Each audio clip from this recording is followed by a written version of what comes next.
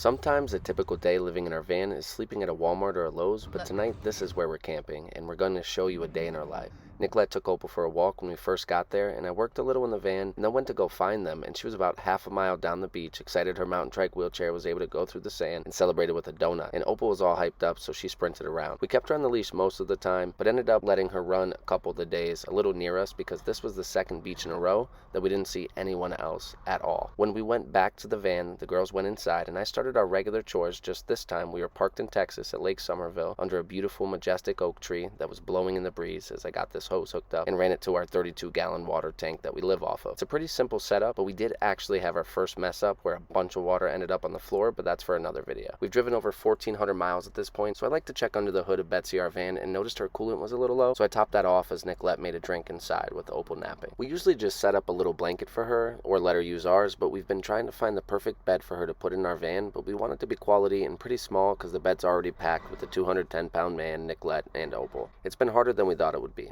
Side note, Opal's switching from puppy food to adult food pretty soon. Nicolette has her own way of making that, and it's going to show you. We noticed the sun was setting, so Nicolette rolled, I walked, and Opal hopped over the tall grass and onto the sand to watch the light fade. One thing about full-time travel is that moments like this are necessary because it really can tire you out, especially as a content creator who makes daily videos. Opal jumped up and showed she was ready to go back and cuddle on the heating pad with Mom.